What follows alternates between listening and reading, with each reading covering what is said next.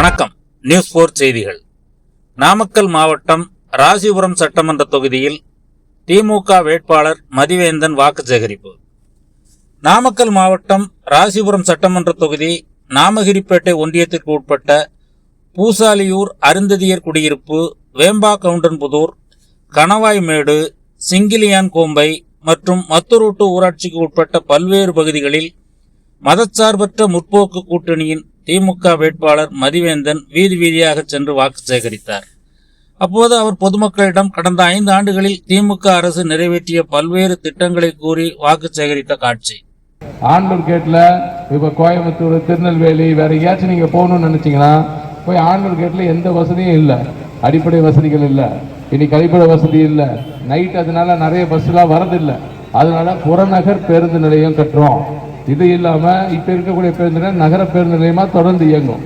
2 பேருந்து நிலையத்துக்கும் இணைப்பு bus, road எல்லாமே கொடுத்துருவோம் உங்க வசதிக்காக.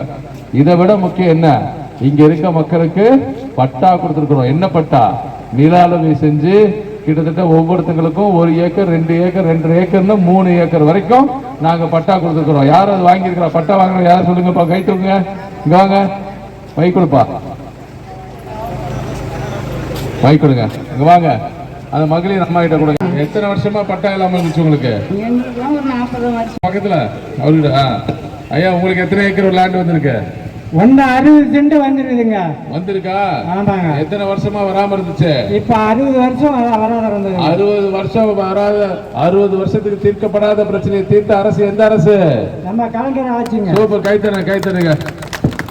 இன்னைக்கு அதிமுக காரங்களுக்கு 10 வருஷம் சொலையா கொடுத்தீங்களே, திரு தனபால் அவர்களுக்கு சபாநாயகர் ஆக்கினீங்களே, என்ன செஞ்சார்? அந்த 5 வருஷத்துல பயன்படுத்தி, அந்த அதிகாரத்தை பயன்படுத்தி என்ன செஞ்சார்?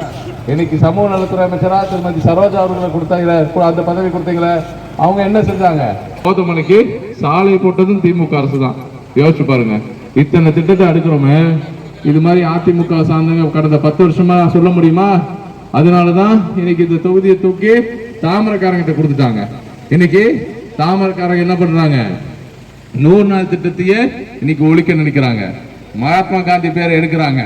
4 மாசமா சம்பளம் இல்லாம வச்சிருந்தாங்க. நம்ம எல்லாம் போராடி இன்னைக்கு 100 நாள் வேலை செஞ்சவங்களுக்கு சம்பளத்தை வாங்கி கொடுத்தோம். இது மட்டுமா? இன்னைக்கு என்னென்ன பண்றாங்க யோசிச்சு பாருங்க. இன்னைக்கு இதெல்லாம் சிந்திச்சு பார்த்து இன்னைக்கு தாமரைக்காரங்களும் ரெட்டலைக்காரங்களும் கூட்டணி வச்சிருக்கிறாங்க.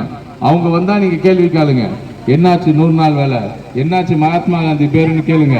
பவுன் விலை அதிகமாயிடுச்சு, கேஸ் தட்டுப்பாடு, இதெல்லாம் சிந்திச்சு பார்த்து இன்னைக்கு நம்முடைய ராசிபுரம் அந்த 5 வருஷத்துல எவ்வளவு பெரிய வளர்ச்சி அடைஞ்சிருக்கு. மகளிருக்கு எவ்வளவு பெரிய திட்டங்கள், குழந்தைங்களுக்கு, வயது முதிர்ந்தவர்களுக்கு, இன்னைக்கு காலேஜ் கல்லூரி படிக்கிற மாணவ மாணவிகளுக்கு எத்தனை சலுகைகள், இதெல்லாம் சிந்திச்சு பார்த்து நீங்க வாக்களிக்க வேண்டிய சின்னம் எது?